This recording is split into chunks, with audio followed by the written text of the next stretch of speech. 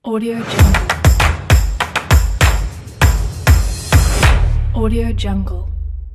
Baik, Assalamualaikum warahmatullahi wabarakatuh. Selamat sore. Selamat pagi. Salam Pramuka. Salam.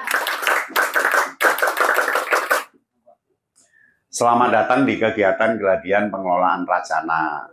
Ya, di situ ada 3 kata: geladian, pengelolaan, dan racana. Geladian itu latihan bersama, berlatih bersama, artinya menggembleng diri, artinya memperkaya pengalaman-pengalaman tentang pengelolaan, tentang manajemen, tentang bagaimana mengelola sesuatu, dan sesuatu itu bernama racana. Ya, bernama racana.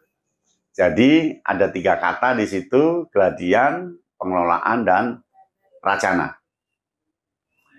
Nah, nanti ke depan berarti Anda akan terfokus pada pengelolaan dalam bentuk geladian tentang racana. Jadi fokusnya mengelola sesuatu. Mengelola itu dari belum ada menjadi ada, dari belum bisa menjadi bisa, dari belum tercapai menjadi tercapai, dari tidak sukses menjadi sukses. Dan itu ada ilmunya supaya sukses. Itu geladian. Nah, pengelolaan itu manajerial. Jadi dalam dunia pengelolaan itu ada 2. Yang pertama manajerial, yang kedua leadership. Manajerial dan leadership. Manajerial itu bagaimana memanage, mengelola, tentang penjadwalan kapan harus dilakukan, kapan harus dihentikan, kapan harus disempurnakan, lalu mengolah pendeskripsian, kemudian menghitung, membandingkan, mengecek, itu manajemen. Nah, manajemen ini ada ilmu POAC, POAC.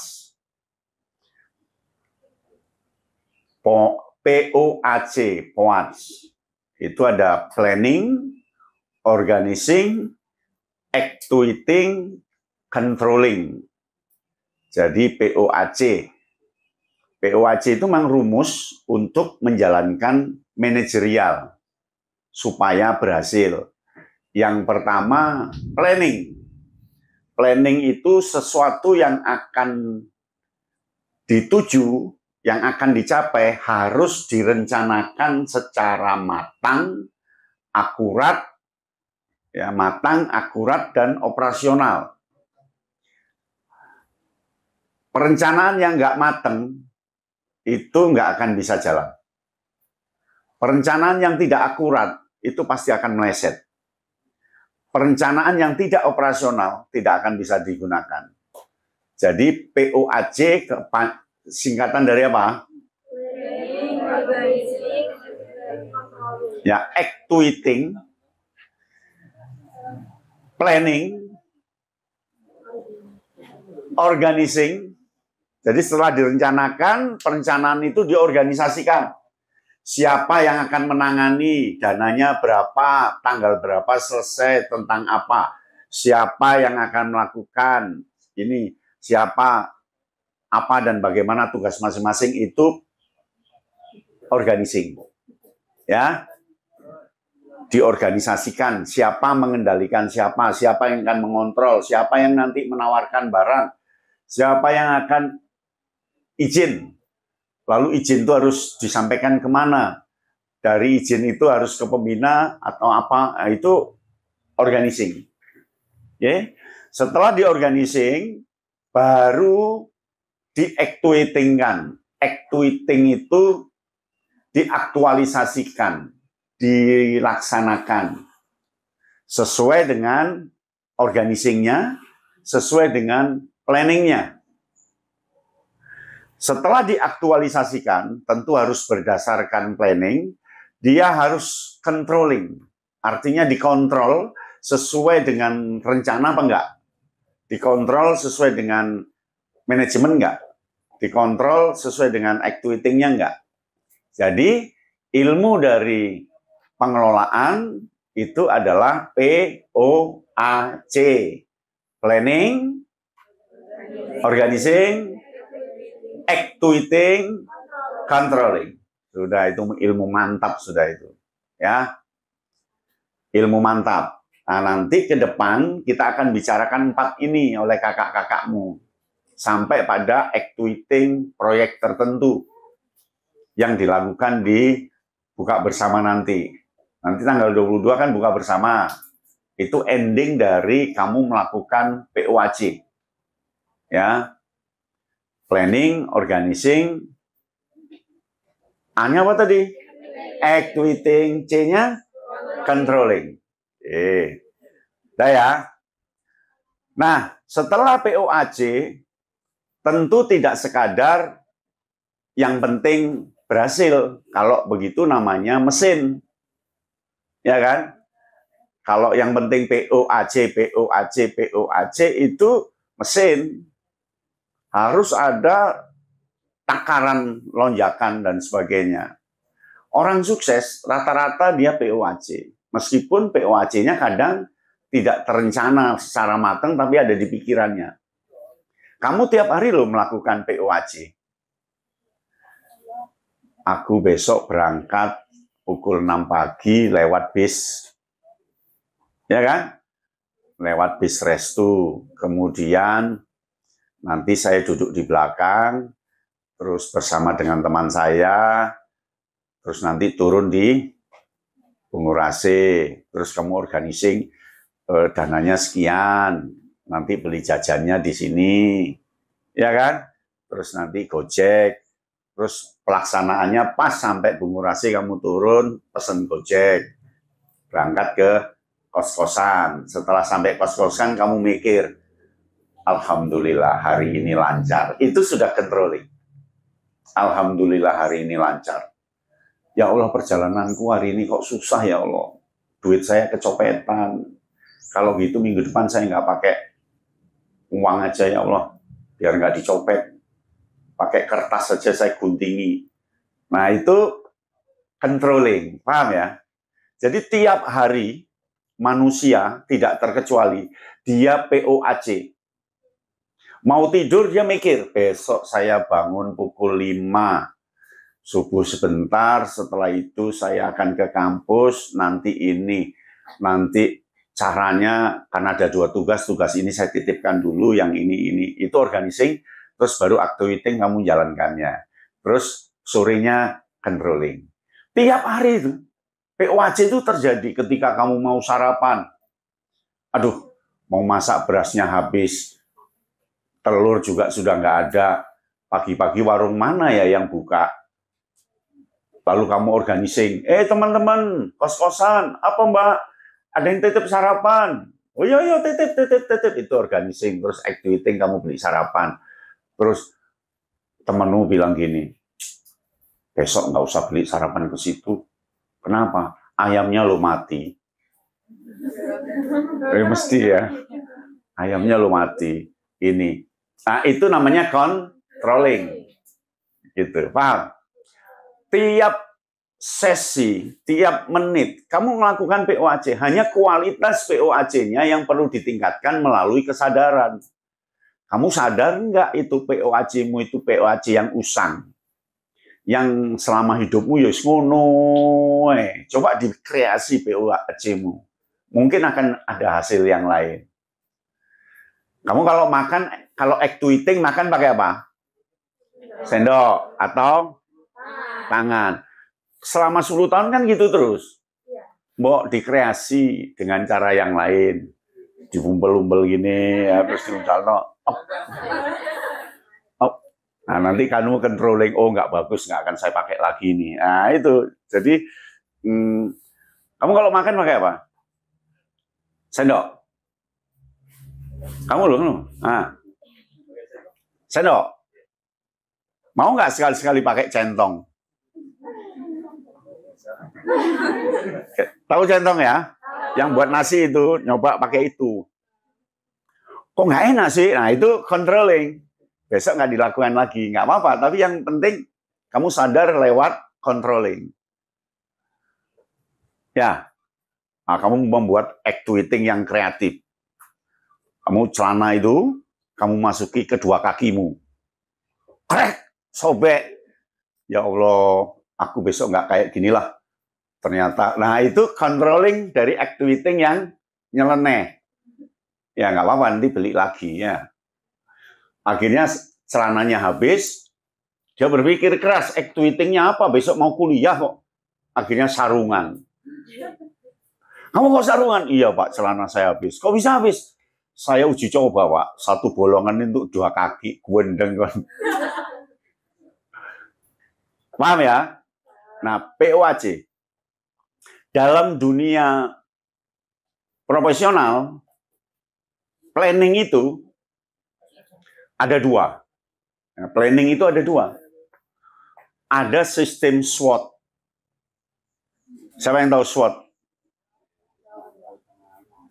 Nanti lihat di internet, SWOT. Tantangan, hambatan, gangguan, potensi. Ya, ada di analisis tuh.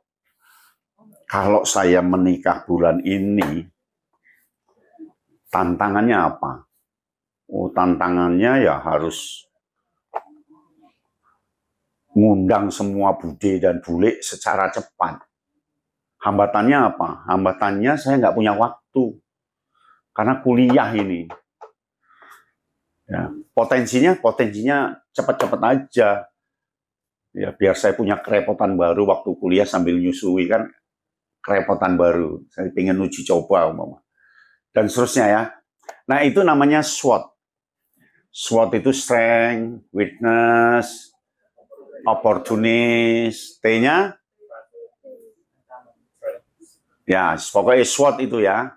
Paham? Tapi ada yang kedua, dalam planning itu, namanya manajemen visi. Nggak penting SWOT. Sementing lakonono. Lapo adik di SWOT barang. Di duit nang tuku pecel ngono ae wis lapo ndak di SWOT. Itu tipe kedua, manajemen visi. Nah, saya sering menggunakan yang visi. Ada 2 model ini, ya. Ini Bung Karno. Ya, dia menggunakan misi. Merdeka. Hal-hal mengenai pemindahan dan apa? Kekuasaan dilaksanakan dalam tempo yang sesingkat-singkatnya. Itu pikir carry, si penting merdeka. Sudah, merdeka. Nggak pakai SWOT-SWOTan. Lah yang satunya, BPUPKI, Badan Persiapan Usaha Penyelenggaraan Kemerdekaan Indonesia, dipimpin oleh Profesor Dr. Rajiman. Buatkan undang-undangnya, negara itu seperti apa, nanti seperti apa, itu. SWOT. Maka SWOT-nya nggak jadi. Ya jadi, tapi ini untuk tanggal 27 ya, 27 Agustus. Ini tanggal 17. Merdeka. Hal-hal mengenai pemindahan kekuasaan dilaksanakan dalam tempo yang sesingkat-singkatnya. Artinya pikir carry, sementing merdeka. Ternyata justru ini yang sukses, manajemen visi. Yang SWOT dipakai untuk tanggal 18-nya, dipakai. Jadi hasilnya Rajiman tadi dipakai semua di sini. Tapi kita merdekanya tanggal 17 Agustus, bukan tanggal 27 Agustus. Sebab kalau tanggal 27 Agustus, itu adalah pemberian Jepang. Dan ketika Jepang kalah, maka negara yang dijajah milik negara sebelumnya yang menjajah. Berarti miliknya Belanda. Begitu. Memang aturan dunia begitu. Sehingga Belanda tidak ngakui sampai sekarang kemerdekaan Indonesia, nggak ngakui. Nggak ngakui. Dan Belanda yakin bahwa Indonesia sampai saat ini harus milik dia. Karena saya yang jajah. kena Jepang, Jepang kalah, balik ke Belanda. Tapi kan nggak tanggal 27. Tanggal hebat Indonesia, tepuk tangan ya. Hebat. Merdeka sekarang nggak bisa. Karena semua negara sudah mengakui kita. Nah, itu manajemen visi. Tahu bedanya SWOT dengan visi? Wisuda. Aku tak nabung bajunya dulu. Nanti sepatunya ini. Nanti orang tua tak undang. SWOT. Berarti butuh dana sekian, tantangannya perlu mobil, ini SWOT. Kena anak laki-laki wisuda, bangkong. Mau wayu sarungan geledak, terus pokoknya di wisuda. Itu manajemen visi. Ya, untuk planning itu ada 2 itu. Pak, bagus mana Kak dari 2 itu? Menurut saya dari sisi perencanaan bagus SWOT. Tetapi SWOT ada kelemahannya membuat orang takut keluar dari rencana. Yang enak itu vision, manajemen visi. Penting lakoni, wes jalan. Bisnis, wes nggak usah mikir-mikir, jalan. Gitu. Ya. Nah, organizing itu banyak cara. Lewat struktur, kamu buatkan struktur apa? Kepemimpinannya, ketuanya siapa, sekretaris siapa, bendara siapa, anggota siapa, itu organizing lewat struktur. Lalu organizing lewat job. Nggak penting strukturnya, yang penting iki tugasing ini. Kamu yang jaga sepeda ya, kamu yang beli makan, kamu yang apa, itu manajemen by job. Sesuai dengan tugasnya. Untuk organizing. Nah, dan seterusnya. Jadi kata kuncinya, Gladian pengelolaan rencana itu kita menggunakan pola POAC. Apa P? Planning. O? Organizing. A? C? Controlling. Ya, controlling. Oke, saya pikir itu materinya. Ya. Nah, kalau kamu kuat di situ, kamu akan sukses. Karena bisa membaca gejala. Tinggal mau berpikir luas apa enggak. Ya. Kalau berpikir luas, suksesmu akan lebih tinggi. Kalau berpikirnya hanya karena hambatannya itu nanti paradok. Ya. Coba ditulis hambatan POAC apa hambatannya? Kegagalannya apa? Paradok. Paradok itu ada 2 ya. Yang terbesar ada 2, tapi banyak yang lain. Itu namanya paradok panah, Aero paradox. Aero paradox itu maksudnya Aero, tahu Aero? Panah. Maksudnya masuk. Sus, ternyata enggak. Klutik. Itu paradok Aero. Tidak sesuai dengan yang diharapkan. Tidak sesuai dengan yang diharapkan. Maunya A, ternyata -6. Kamu tahu kan panah ada lingkaran-lingkarannya? Lalu kan posisinya ke target ya. Perasaan kan kena. Ternyata panahnya hanya ring. Nah, itu paradok Aero. Paradok panah. Hindari. Salahnya di mana, Pak? Salahnya 1, tidak membiasakan diri. 2, targetnya terlalu jauh. Ya kan? 3, tenaganya nariknya kurang kuat. Tenaga energinya kurang kuat. Kan gitu. Mungkin karena nariknya yang ya, terus yang keempat, posisi yang tidak pas. Andai posisinya pas kan kena juga. Ya. Nah, itu paradok Aero. Oke. Yang kedua itu paradok Hercules. Tahu Hercules? Hercules itu tungkak ini loh, apa? Tumit. Maunya nendang pakai kaki depan, kenaknya belakang. Ya, maunya itu ke sana, Kak. Tapi ternyata ini tiba-tiba, Kak. Maunya itu ini, Kak. Tapi tiba-tiba kok ini, Kak. Itu paradok Hercules. Maksudku itu pecel. Lah kok urap-urap? Ya, tapi kan sama makanannya. Itu paradok Ero. Ya. Ero itu nggak cerutek, tapi beda gitu loh. Apa ya? Meleset. Ero itu sesuai dengan target, tapi nggak kena targetnya. Kalau Ero kan nggak sesuai target. Itu kan cerita tentang pangeran Prancis. Waktu itu dia dipanah kan, dipanah gini, dipanah mau membunuh dirinya, tapi tahu-tahu panahnya kena kaki. Yang dibunuh itu namanya Achilles, maka namanya Achilles. Nah, itu kisah Yunani kan, kisah Yunani. Dia mau membunuh itu pangeran Yunani. Kalau nggak salah itu kuda Troya ya, kisah kuda Troya itu. Cus kena ini, cus ternyata kakinya yang kena. Akhirnya dia terjatuh, masih bisa menyelamatkan diri. Tapi Achilles terkena panah, maka namanya ini Achilles di dunia. Ada orang olahraga.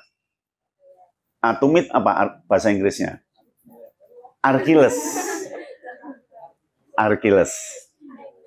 Nah, itu kisah pangeran Prancis zaman Yunani. Nanti kalau nonton ya, kuda Troya, perhatikan siapa yang kena panah, itu yang namanya Achilles. Maksudnya A tapi bleset ke A1. Tapi kena, beda dengan Ero. Ero itu maksudnya lurus tapi enggak kena. Halo. Kamu itu loh maksudnya nyenengi A. Ternyata kena justru temannya yang suka. Ya.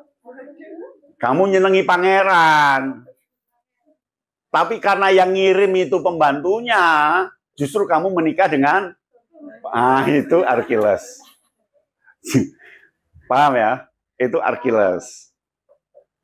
Nah, itu akan terjadi di dunia organizing, actuating. Terjadi itu. Karena kesalahpahaman teman, gesekan, keadilan, Anda merasa tidak adil. Apa aku yang disuruh-suruh terus? Itu hanya duduk-duduk di sanggar. Aku aja terus yang suruh nyapu. Kalau gitu aku nggak mau kesini ya. Aduh, aku terus suruh masang tenda ini yang lainnya nggak nyantai. Aku sama-sama pandeganya, wong bayarnya juga sama. Wah, itu nanti terjadi perselisihan di actuating. Ya, dampaknya tidak hadir.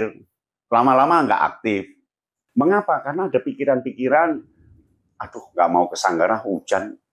Aduh, nggak mau ke Sanggara paling pulangnya malam. Aduh, jadi gitu. Jadi keraguan yang diiringi oleh, iya pasti gagal. Kegagalan itu kan salah satunya dari apa?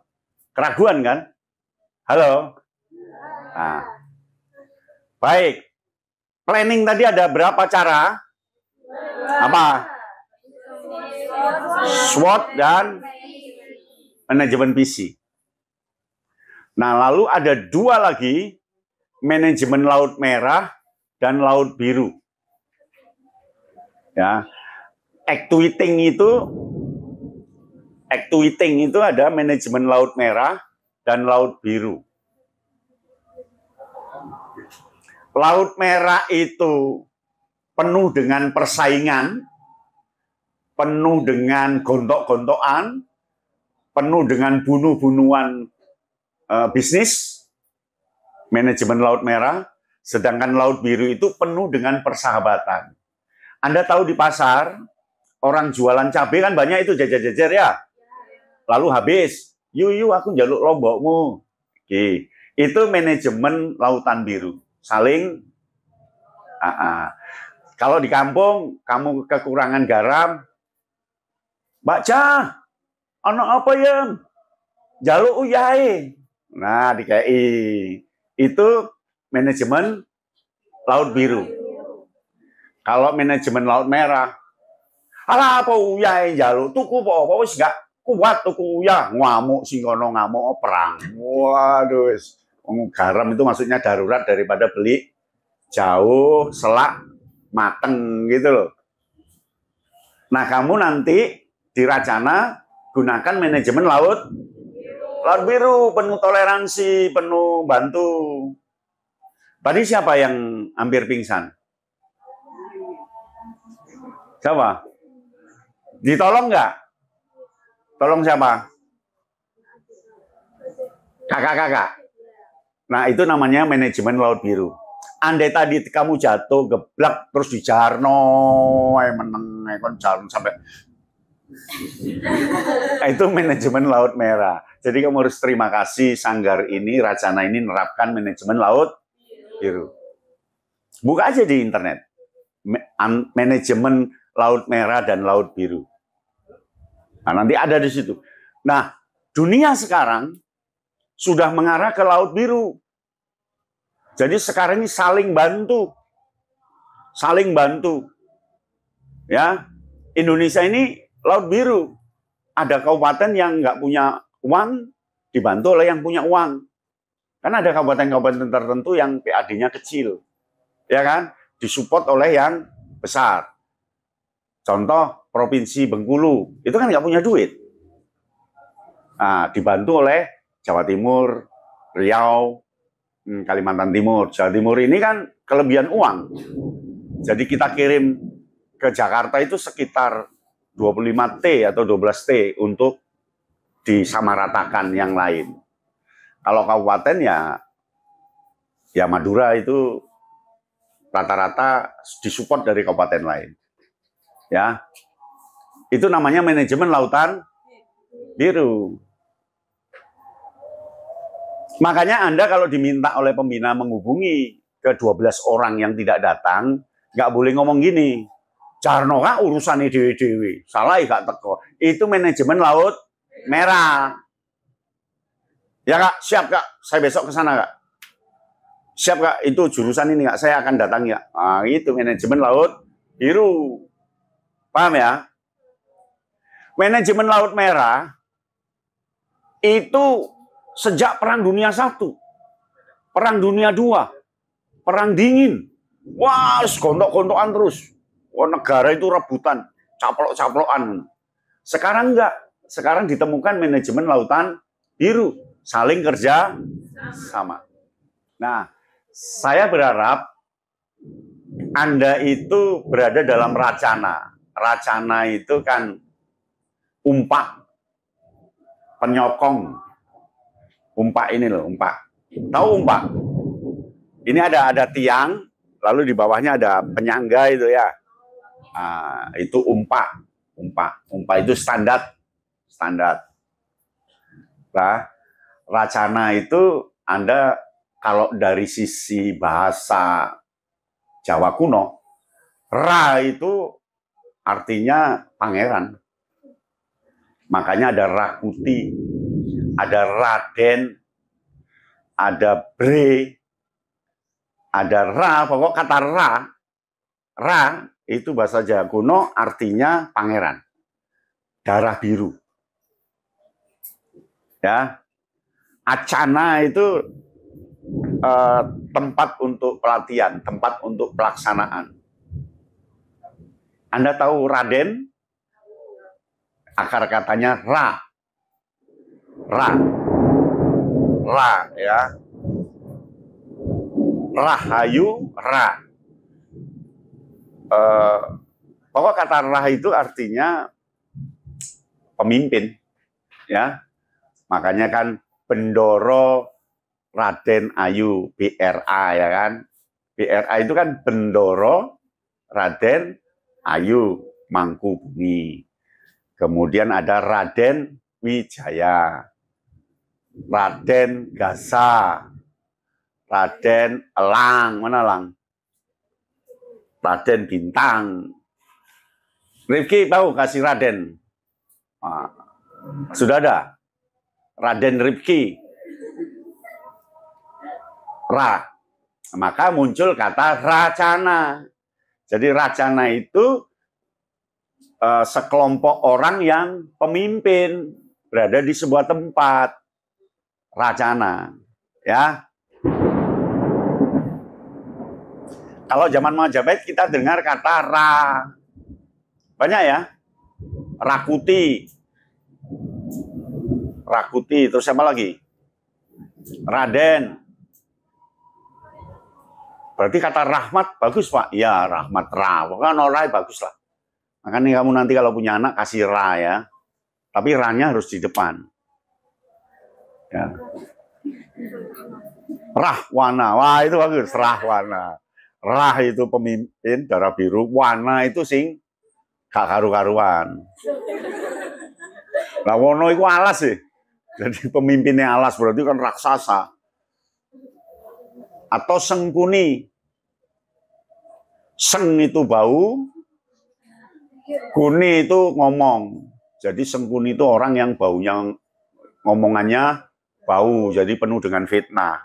Itu sengkuni. Gitu ya. Jadi geladian pengelolaan racana itu ada 3 konsep. Satu konsep geladian, artinya saling melatih diri, saling membantu, saling menerapkan, berarti tidak boleh salah. Tidak boleh salah. Sebab dari kesalahan itu akan diketahui perbaikannya. Jadi tidak boleh takut salah, karena namanya geladi itu begitu. Lalu pengelolaan itu seperti kata Kak Arum di pembukaan tadi, manajerial lewat ilmu POAC. P-nya ada 2, SWOT dan manajemen visi. Lalu activiting-nya ada 2, laut merah dan laut biru. Yes, gue golek ono nang internet. Ya. Lalu racana, ini bagaimana memunculkan dirimu sebagai racana, pemimpin. Nah, Anda ini kan sedang mengisi pom bensin, sedang mengisi saku, sedang mengisi apa untuk bekalmu nanti setelah lulus, ya.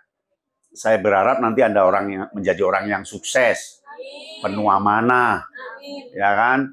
Dan suksesnya harus di atasnya orang-orang lain, ya. Ingat, tanggal berapa sekarang? 7. Nah, pesan tanggal 7. Saya pikir itu dari saya. Silakan direfleksikan. Siapa yang mau refleksikan?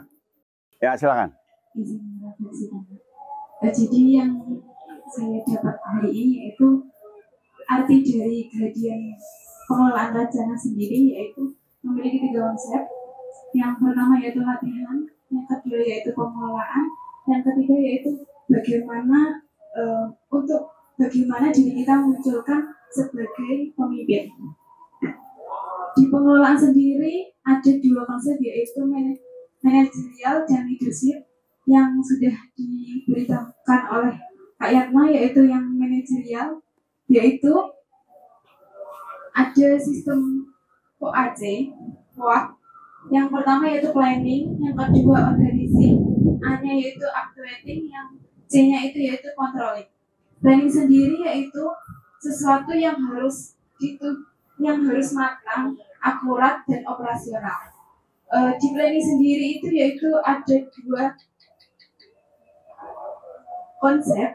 Yang pertama yaitu SWOT, yang kedua yaitu visi. Di activating ada 2 manajemen, yaitu manajemen laut merah. Laut merah sendiri penuh dengan persaingan, yang manajemen laut biru yaitu penuh persahabatan. Yang controlling sendiri, di controlling sesuai dengan planning dan organizing dan activating. Di controlling sendiri pasti ada hambatan, yaitu paradok. Yang paradok yang pertama yaitu hero paradok, yang tidak sesuai dengan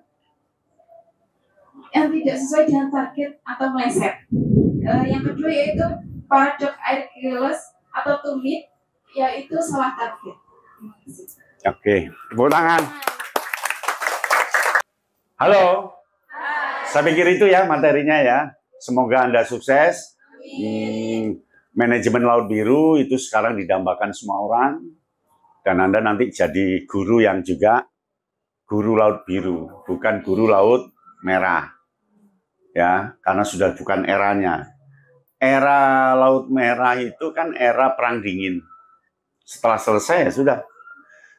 Pak, Kak, tapi mengapa ada perang terus? Ya, itu orang yang tidak bisa, pemimpin-pemimpinnya tidak bisa berpikir secara jernih tentang Laut Biru. Ya, isinya caplok mencaplok. Indonesia enggak. Kita pakai Laut Biru sejak merdeka kan, manajemen bebas, aktif, non-blok, kan gitu. Cuman memang POAJ itu punya kelemahan kalau tidak dipikirkan dengan bagus. Contoh, controllingnya telat, actuating-nya rusak. Mengapa actuating ini controllingnya harus melekat? Kalau enggak rusak. Contohnya korupsi Pertamina. Itu kan controllingnya yang lambat. Iya kan? Coba kalau waktu organizingnya, controllingnya melekat bersamaan dengan actuating. Kan nggak terjadi. Iya kan? Akhirnya terjadi karena controllingnya yang lambat. Dan atau controlling melekatnya tidak berfungsi. Gitu. Masih nggak berfungsi ngawasi ADE. Dadak ADE kejegur kali. Padahal sih ditugasi controlling sapa? Masnya ngomong, dadak masih ketemu koncone. Lali nek mau nggawa adik jegur kali. Untung kaline cetek. Akhirnya yang dimarahi siapa oleh bapak ini? Iya, masnya. Controllingnya yang tidak sempurna. Maka nanti Anda kegiatan tanggal 22, andai gagal, yang dimarahi ini, racana-racana yang sudah dilantik ini. Ya kan? Kan kamu nanti treatment melakukan kegiatan tanggal 22 itu ke masyarakat untuk menerapkan POAJ.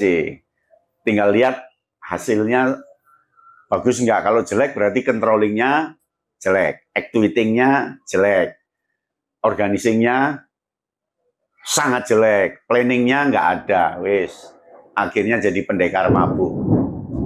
Gitu ya. Terima kasih. Audio Jungle. Audio Jungle.